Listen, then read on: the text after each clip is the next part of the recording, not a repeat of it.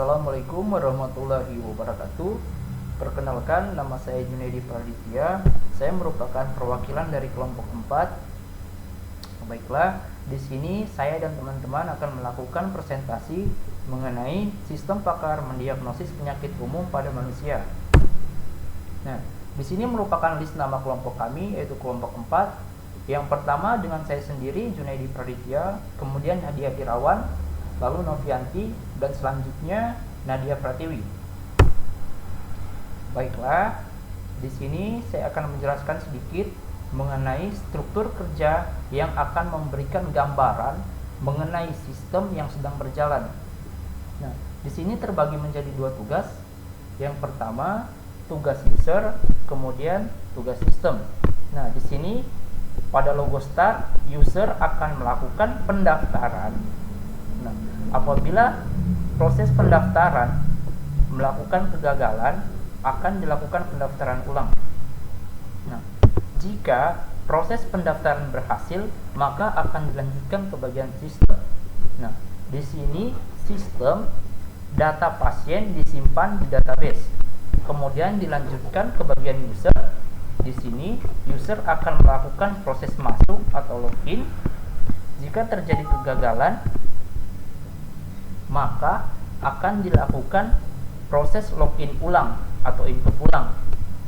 Nah, jika proses masuk berhasil, maka akan diarahkan kembali ke bagian sistem. Di sini sistem akan menampilkan beberapa gejala pertanyaan atau gejala.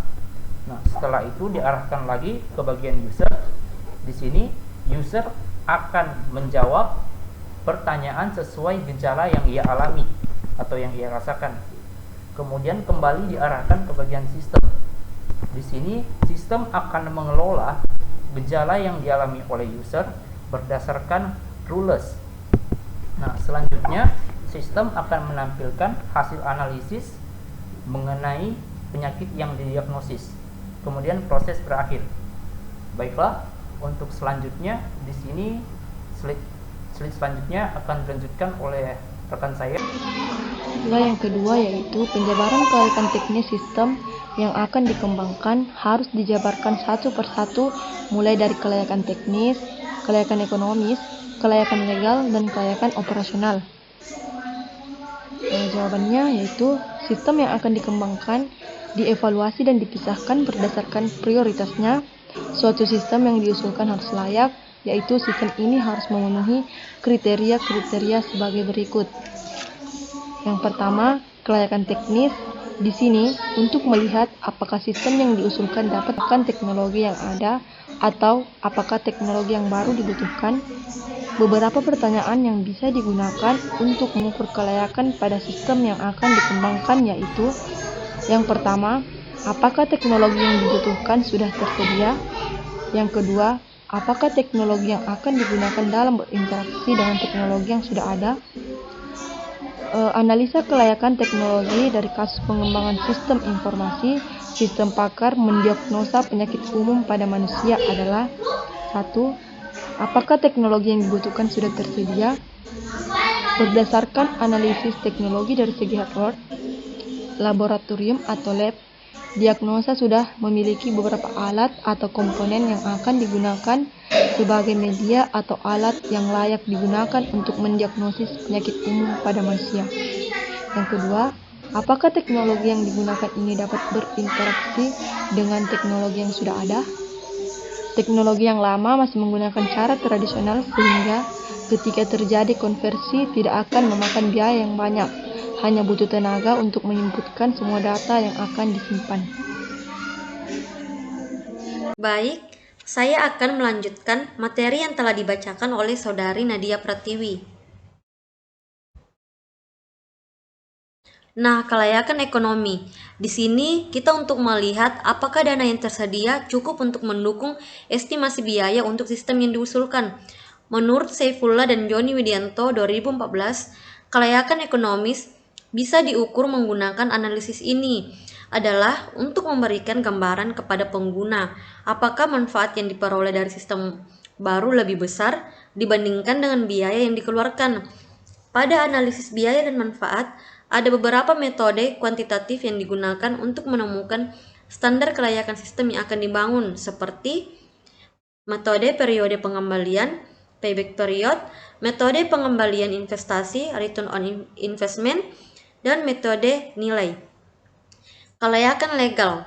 Di sini, untuk melihat apakah ada konflik antara sistem yang sedang dipertimbangkan dengan kemampuan perusahaan untuk melaksanakan kewajibannya secara legal. Software yang digunakan yaitu PHP dan MySQL, merupakan program open source sehingga tidak diperlukan pembelian lisensi dan menggunakan hak cipta publik. Kelayakan operasional. Nah, di sini untuk melihat apakah prosedur dan keahlian dokter yang cukup untuk mengoperasikan sistem yang diusulkan, apakah diperlukan penambahan atau pengurangan prosedur dan keahlian.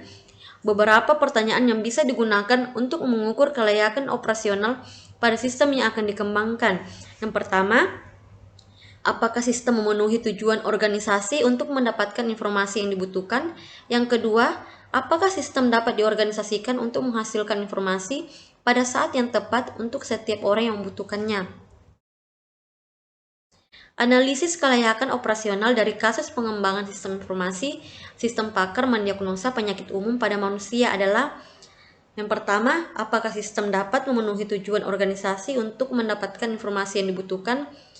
Nah, yaitu jawabannya, sistem yang dibangun dapat merekap laporan-laporan yang akan digunakan oleh organisasi sebagai dasar informasi dan pertimbangan dalam pengambilan kebijakan.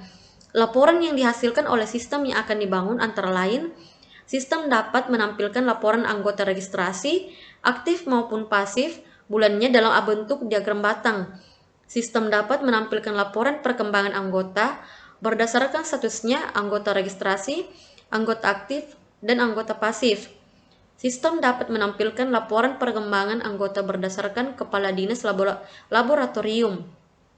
Sistem dapat menampilkan laporan jumlah keseluruhan obat dalam kondisi baik. Yang kedua, apakah diperlukan pelatihan atau pelatihan ulang? Jawabannya diperlukan. Diperlukan pelatihan cara menggunakan software kepada para petugas.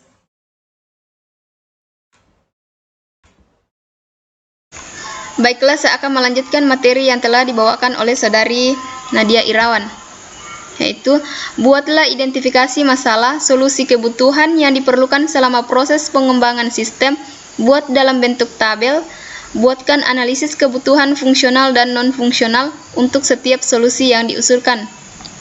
Identifikasi masalah. Sistem hanya dapat mendiagnosis penyakit-penyakit tertentu atau terbatas. Solusi yang diusulkan: melakukan pengembangan sistem agar mampu mengidentifikasi atau mendiagnosis beberapa penyakit lainnya. Kebutuhan fungsional. Sistem mampu mendiagnosis penyakit secara akurat. Kebutuhan non-fungsional. Penambahan data-data penyakit yang berhubungan dengan sistem agar tingkat diagnosis semakin tinggi. Nah, itulah hasil presentasi dari kelompok kami. Kurang lebihnya mohon dimaafkan. Wabillahi taufiq wal hidayah. Wassalamualaikum warahmatullahi wabarakatuh.